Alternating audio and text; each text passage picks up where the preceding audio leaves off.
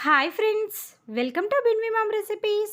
ఈరోజు మన ఛానల్లో టేస్టీగా ములక్కాయలతో పప్పుచారు ఎలా చేయాలో చూద్దామండి. టేస్ట్ అయితే చాలా బాగుంటుంది. చాలా సింపుల్ ప్రాసెస్. అయితే ఈ టేస్టీ పప్పుచారు ఎలా చేయాలో చూసేద్దాం రండి. ముందుగా దీనికోసం కుక్కర్లోకి 1 కప్పు కందిపప్పు తీసుకొని వాష్ చేసుకోవాలి. తర్వాత దీనిలోకి ఒక 3 పచ్చిమిర్చి, కొన్ని ఉల్లిపాయ ముక్కలు, ఒక 4 టొమాటోలను కూడా చిన్న ముక్కలుగా కట్ చేసుకొని వాటిని యాడ్ చేసుకోవాలి. మనం 1 కప్పు కందిపప్పు తీసుకున్నాం కాబట్టి 3 కప్పులు వాటర్ వేసుకొని పప్పుని మెత్తగా ఉడికించుకోవాలి. చూసారు కదండి, ఈ విధంగా బాగా ఉడికిన పప్పుని పప్పు గుత్తుతో మెదుపుకోవాలి. తర్వాత దీనిలోకి కొన్ని సాంబార్ ఉల్లిపాయలని యాడ్ చేసుకోవాలి. అలాగే ములక్కాయ ముక్కలను కూడా వేసుకోవాలి. ఈ పప్పుచారుకి ములక్కాయ ముక్కలు ఎక్కువగా వేసుకుంటేనే రుచి చాలా బాగుంటుందండి, కాబట్టి ఎక్కువగానే యాడ్ చేసుకోండి. అలాగే కొద్దిగా ఉప్పు,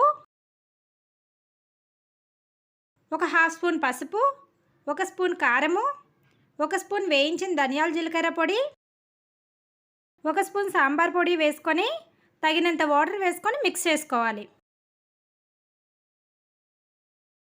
తర్వాత ఈ పప్పుచారుని స్టవ్ పైన పెట్టుకొని మరిగించుకోవాలి. ఒక 10 నిమిషాలు మరిగించుకోవాలండి. 10 నిమిషాలు మరిగితే మనకి ములక్కాయలు కొద్దిగా సాఫ్ట్గా అవుతాయి. చూసారు కదా, ఈ విధంగా ములక్కాయలు కొద్దిగా సాఫ్ట్ అయిన తర్వాత ఒక మీడియం సైజ్ చింతపండుని నానబెట్టుకొని దాని నుంచి తీసుకున్న రసాన్ని యాడ్ చేసుకోవాలి. ఈ విధంగా చింతపండు రసం ములక్కాయలు కొద్దిగా ఉడికిన తర్వాత యాడ్ చేసుకోవడం వలన ములక్కాయలు తొందరగా ఉడికిపోతాయండి. ముందుగానే చింతపండు రసాన్ని యాడ్ చేయొద్దు. చింతపండు రసం కూడా వేసుకున్న తర్వాత దీనిలోకి కొద్దిగా కొత్తిమీరను కూడా యాడ్ చేసుకొని ఒక 10 నిమిషాలు మరిగించుకోవాలి. కొత్తిమీరని లాస్ట్లో వేయడం కంటే కూడా ఈ విధంగా పప్పుచారు మరుగుతున్నప్పుడే వేస్తే దాని ఫ్లేవర్ కూడా పప్పుచారులోకి బాగా దిగుతుంది. చూసారు కదండి, ఒక 10 నిమిషాలకి పప్పుచారు ఈ విధంగా చిక్కగా అవుతుంది. ఇప్పుడు దాన్ని పక్కన పెట్టుకొని పోపు కోసం స్టవ్ పైన కడాయి పెట్టుకొని ఒక 3 స్పూన్ల ఆయిల్ వేసుకోవాలి. ఆయిల్ బాగా వేడైన తర్వాత దంచి పెట్టుకున్న కొన్ని వెల్లుల్లి రెబ్బలు వేసుకొని వేయించుకోవాలి.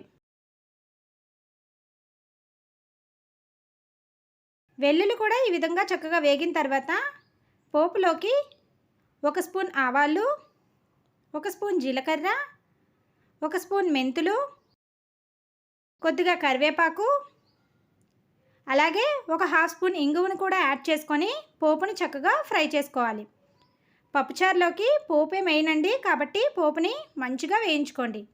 ఈ విధంగా పోపు బాగా వేగిన తర్వాత మనం ముందుగా మరిగించుకున్న పప్పుచారుని పోపులోకి యాడ్ చేసుకోవాలి. పోపులోకి పప్పుచారు వేయంగానే మూత పెట్టుకోవాలండి. అలా అయితేనే పోపు ఫ్లేవరు చక్కగా పప్పుచారుకి పడుతుంది. అంతే అండి, స్టవ్ ఆఫ్ చేసుకుంటే ఎంతో కమ్మనైన పప్పుచారు రెడీ అవుతుంది. వీడియో నచ్చితే వీడియోని లైక్ చేయండి అండ్ మీ ఫ్రెండ్స్కి, రిలేటివ్స్కి షేర్ చేయండి. ఇలాంటి మరెన్నో ఇంట్రెస్టింగ్ రెసిపీస్ కోసం please subscribe our channel. Thank you for watching.